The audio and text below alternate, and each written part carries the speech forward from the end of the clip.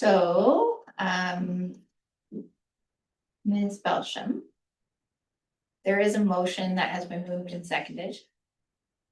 There are further questions and further discussion from board members. Procedurally, can we ask those questions while the motion's on the floor, or should we draw the motion and we withdraw the motion so that the continued questions can happen before a motion is crafted and submitted? You can withdraw the motion if you feel that that would be easier, as long as the individuals who moved and seconded it are in agreement. So then we can just withdraw it and start from scratch. Okay. And what if we don't withdraw? Then you can vote on the motion that's currently in. Okay, and we understand that in the event that a motion fails, you can make another motion.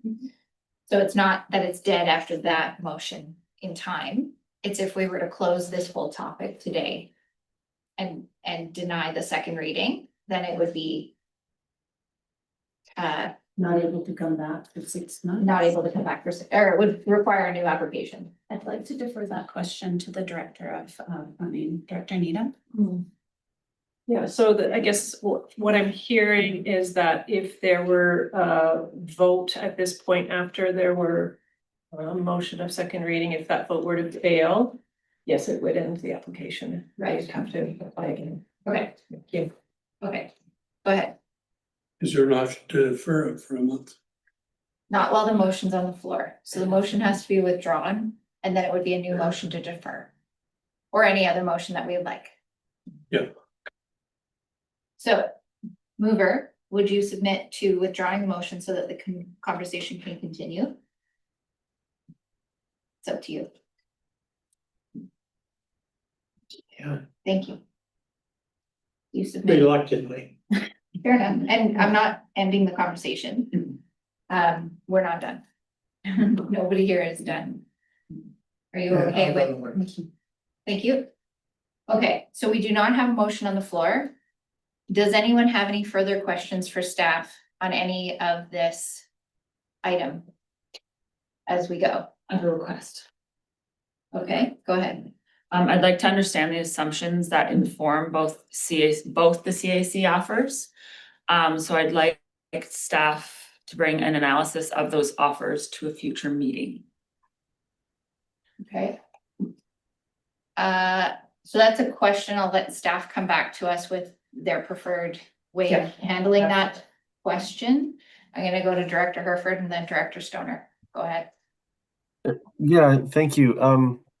Just thinking about the comments around the table and my own thoughts in this matter, there seems to be the majority of the concerns, perhaps by my assessment, might be around the phasing piece versus the actual, totality of those offers.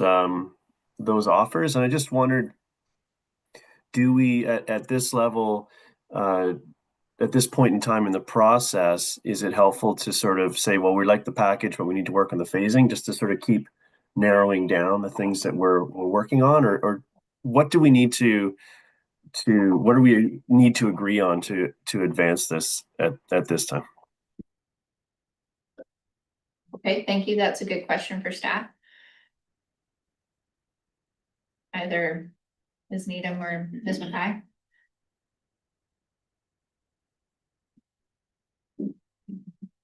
I can let Director Needham answer that in terms of you're asking through the chair about next steps to keep moving the project forward.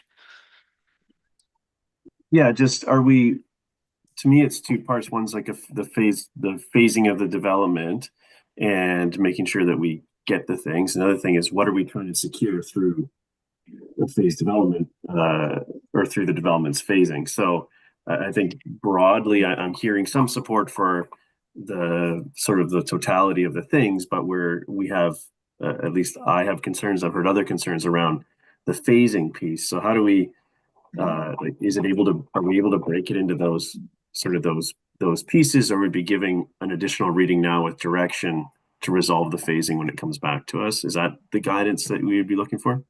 Yes, so thank you. Oh, sorry. Thank you through the chair. That's exactly it. The zoning amendment bylaw does not contain the information about the phasing and the terms of the development agreement. That's a separate bylaw that staff will work on and following this meeting. So it is still possible to give second reading if that's what the board would like to do to the zoning amendment bylaw and provide more direction to staff on what you would like to see when the development agreement comes back before the board at a subsequent meeting. Thanks. Okay,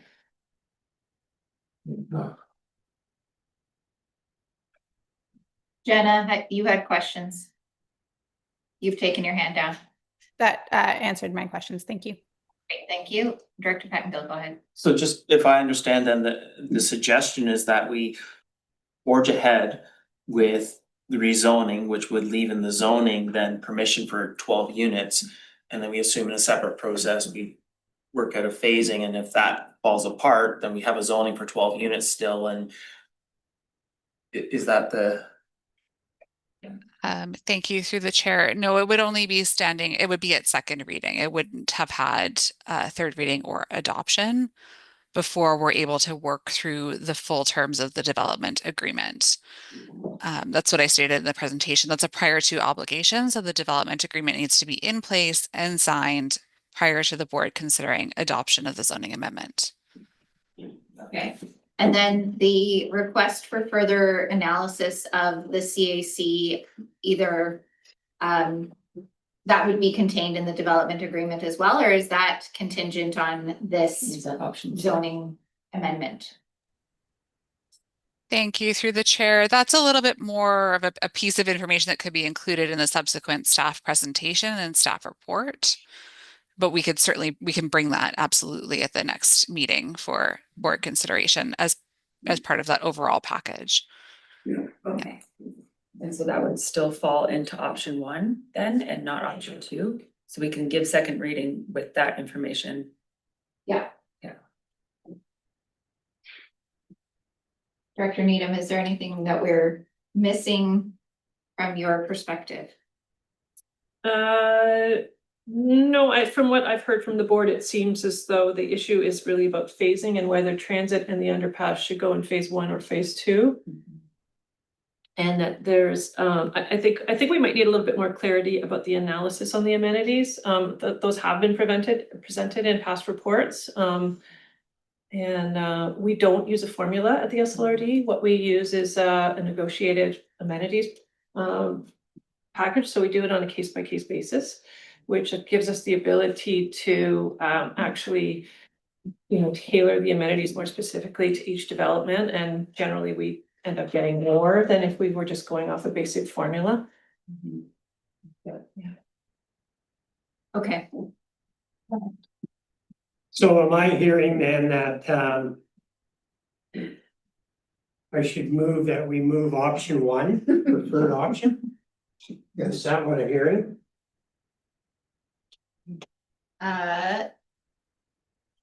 does the board, Mike, go ahead, you've got thoughts? Yeah, I'm just confused. I'm just curious to see what your answer would be, because I still feel that phasing needs to be addressed. But that's addressed in the development agreement. Okay.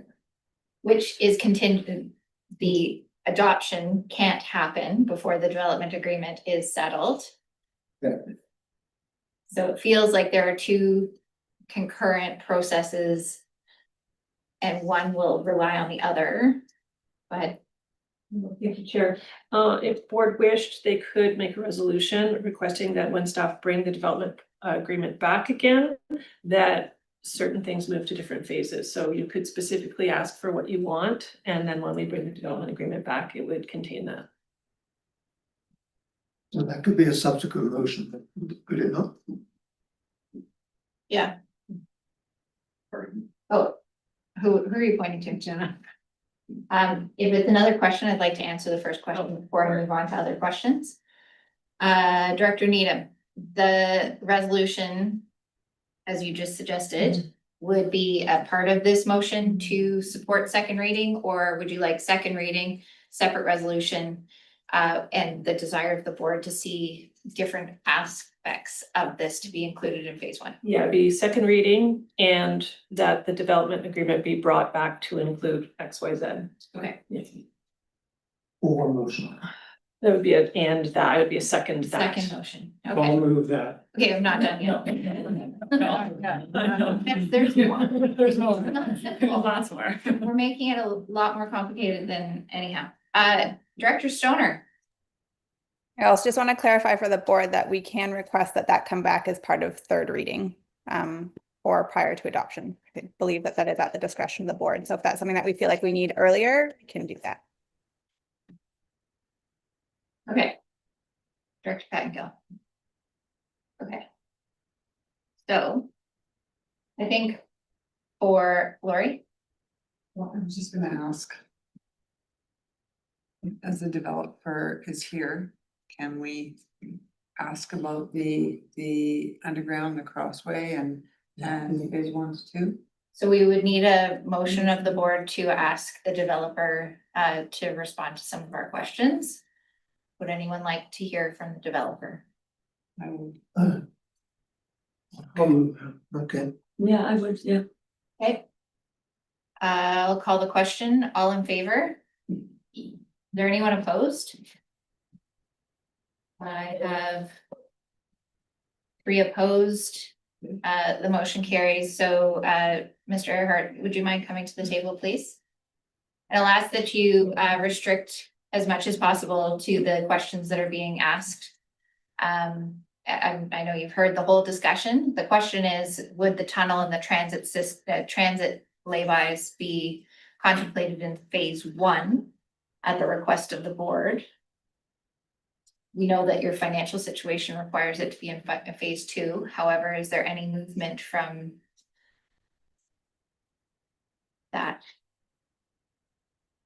I'm sure I didn't ask that. Planner good? Well, the truth is, I'm looking at spreadsheets right now. I'm not looking at you. If the board feels strongly in respect to that, then I would be prepared to accept changing the timing for it to the timing for the first phase. The one only caveat that I would likely want to have in it is that it would be operational before the building occupancy permits are issued for the first phase. Because the zoning goes through, then we have to go through the process with the subdivision with the MOT. We have to install the services during that period because they don't have bonding ability with the MOT. And so if the timing was that it's operational in the first phase before any occupancy permits are issued for the buildings, then I could live with that.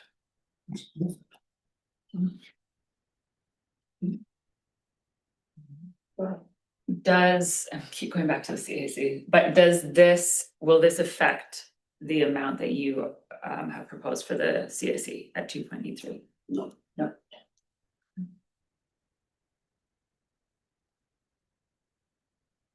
Any other questions?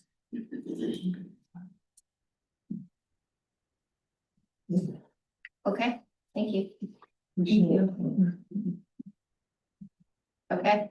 And I now move option one and then No.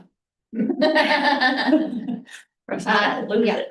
So the motion is to, for the board to give second reading to this zoning amendment bylaw.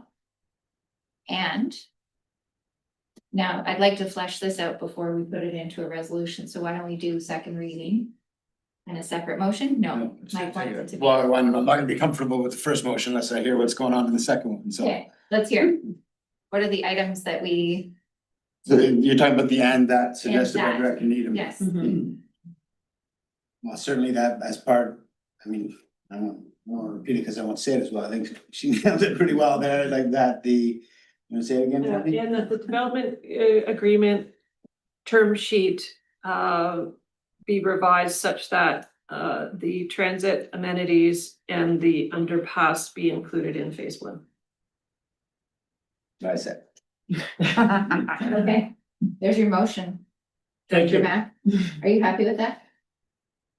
I have to be. You don't have to be, but are you seconding it?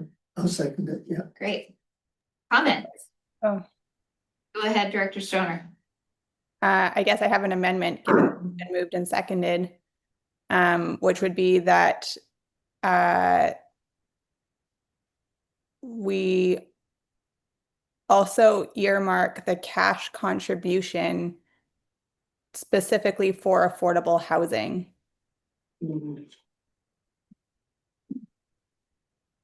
When it comes back for by the time it comes back for third reading.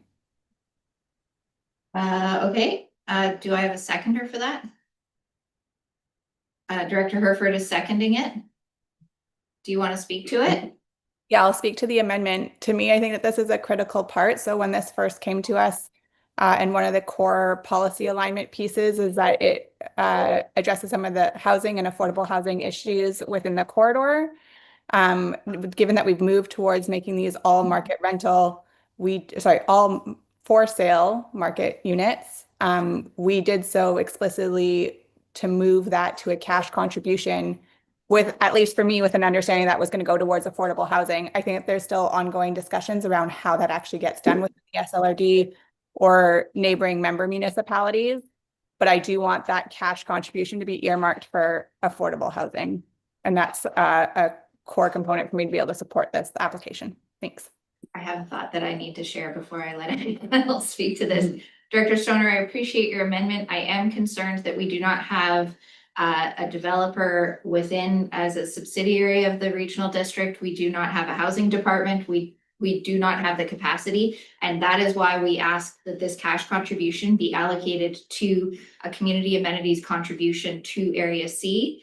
That would be determined in a separate process, a separate workshop that would be decided by the board and not a part of this negotiation, because we didn't want to hamstring or tie that money up into a reserve that we couldn't access if we decide that there's another use for it that better serves our community. And so I'm concerned about this amendment. I'll let Director Mack speak to it, and then I'm going to go to Director Richmond. Go ahead, Director Mack.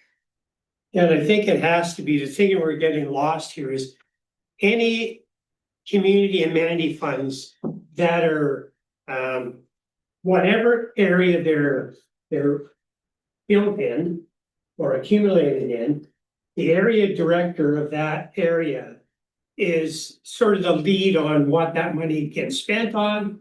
So if it's A, B, C, or D, I don't think that we can discuss this once it comes to the board, but this may need to go to a water system in Area C or whatever, Yes. right? But I don't want to see this money in municipality. It won't be, it can't be. So we're Thank not you. having that conversation. No. Strike that Thanks. for minutes, please.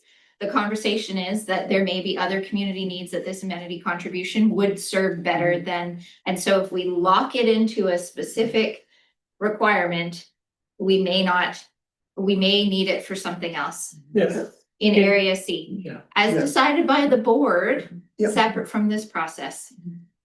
I had Mike. I disagree that it was decided by the board as separate from this process, in that I totally agree with Director Stoner. When this came to us, there was hesitancy from a number of us going, is this the right thing? Is it the right place? And one of the reasons I believe it's still on the table is because it was about housing and it provided some opportunity for affordable housing. It was suggested by another director and supported by the board that instead of having affordable housing on the side of the highway where you can't walk to any services, perhaps that money for affordable housing can be better used in Area C somewhere, something like that. That's how we got to this point. So I do fully support Director Stoner in that was to me a bit of a selling feature on this. That's what got me to keep listening, in that we have a housing crisis And I never just blankly say no to housing. I want to hear every potential there is, so. And yes, there are many, many examples of amenity funds being directed specifically to a use. For instance, the original Wedgewoods community amenity contributions, which were earmarked for recreation and used for recreation very successfully. So it can be done. I don't think it fetters. I think it does go hand in hand with the conversation we've been having about this development, all this project all the way through. So I would support Director Stoner in looking for some sort of language or some sort of assurance that we are going to be considering these funds for housing. If it's just amenities out there, and I know there's super important amenity funds for you guys to use, I'm not denying any of that. But to me, what caught my attention was the housing component of this project. Chris? Pretty much ditto. My understanding was that, for a number of us, the sort of inherent sprawl in this and the amount of money, resources going to crossing the highway for 12 units, there had to be a pretty big payoff in a critical area, which was housing, and that was I think the hinge point for me, maybe, and I'm still maybe not quite there. But without this really making a significant dent in housing and some assurance there, I just don't see the justification. So I think that have to be there. Okay. Armand, go ahead. Thank you. I thought that this contribution to housing was A, for housing, and B, was quite outside of the box and an interesting direction from this board. And I would like to see, I do think it's important that we sort of follow through on that. If we don't have appropriate mechanisms for that, then perhaps we need to create them prior to receiving these funds, because I do think that affordable housing has been front and center in the conversation around this development as it's evolved, and I'm happy with where we're getting to my comments about the whole package. That I think we've seen sort of a collective agility here, where the board has been flexing and being able to communicate what makes it better. I think the proponent has been making things better and taking some steps to address the concerns in as meaningful a way as they can figure out. But this piece is particularly important to me, so I'll be supporting the amendment with the clear acknowledgement that we may need to figure out how to actually administer those funds and how we have those where those future opportunities are. But I do think it is important for my support of this, so I'll be supporting the amendment. And without this, the overall may not be supportable in my mind. Okay, thanks. Lori, go ahead. So I won't be supporting the amendment because I think that having 12 units in our day and age where housing is such in a crisis and we need housing so bad, I'm not willing to say no to 12 units in order to have some more funding put in for potential and tying it up and not being able to access it wherever it may be for affordable housing. So I will not support the amendment. Oh, Director Stoner. Thank you. Through the chair, I just want to clarify that this is not saying no to the 12 units. This is ensuring that the 12 units are actually also providing some form of affordable housing and funding for affordable housing over time. I appreciate that it would come as cash anyways for other forms of community amenities that are also really valuable and important across the region. But to me, the affordable housing component that goes alongside this and was presented with the original application is probably the highest priority within the corridor, and the only way that I'd be willing to support even allowing 12 units to be built in this region. Thanks. Okay, so what I'm hearing from the board is that the motion on the floor is that we give this zoning amendment second reading. And the caveat is that the development agreement comes back with the transit infrastructure and the underpass as a part of phase one. And the amendment on the floor is to include that any of the cash contribution to the community amenity contribution is earmarked for affordable housing. That is the end of the resolution as amended. I'm gonna call the question on the amended motion. Unless there's anyone else that needs to say anything about the amendment. Okay. So what's gonna happen with this is those monies that are generated in area C, which you just said, they'll stay in area C. Yep. Now, they'll only stay in area C if they're gonna be used for affordable housing. Correct. So they could be tied up forever. No, we Really can, not. it gives us an opportunity. Yeah, Look at it that way. It gives you an opportunity. yeah, It does. Yeah. It does. I'll talk to you about. yeah, we'll take it out. Go ahead. Sorry, in my mind, Pemberton is in area C. Are we, No, is it the Pemberton is intent of? municipality. How area C, if area C saw value to contributing to a housing development on the border or smack in the middle of Pemberton, that is a decision of the board in a future in a separate process. But what we're saying is that this cash contribution can't go to building a fire department in area D. Nor could it build a pool in area A or in Whistler. Earmarked for housing. Correct. That's the end, okay. That's the end of the resolution. Go ahead. Just curious, you're calling the question on the amended On the motion? amended. Yeah. But we have two amendments. So you're just going to the second amendment right now, right? Yes. Okay, good, just so it's clear. Thanks. Yes, that's right. I thought the first was an amended motion, wasn't it? I didn't. Well, that's what I'm just want to make sure. The first motion was the second reading. Yeah. Then we added. It wasn't actually amended. We just had that as the first motion. It was two that's of the first motion. Okay, so it's not. Find the tape, guys. No, that's good, that's good. Yeah. Clears it up, yeah. So it's only one amendment. That's the one Janet just, Correct. okay. So on the cash contribution being earmarked for housing, I'm calling the question. All in favor? Is there anybody opposed? I have. Okay, I have 1, 2, 3, 4, 5. The motion carries because we have 11, right? Am I right? Yeah. Can I count? You? Yes, we have that. Yeah. Yes. So you're, I'm supporting the amendment. Okay. So I'll now call the question on the amended motion, which was carried. All in favor? Is there anyone opposed? Motion carries unanimously. Thank you. Thank you.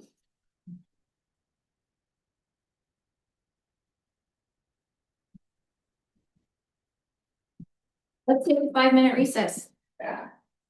No?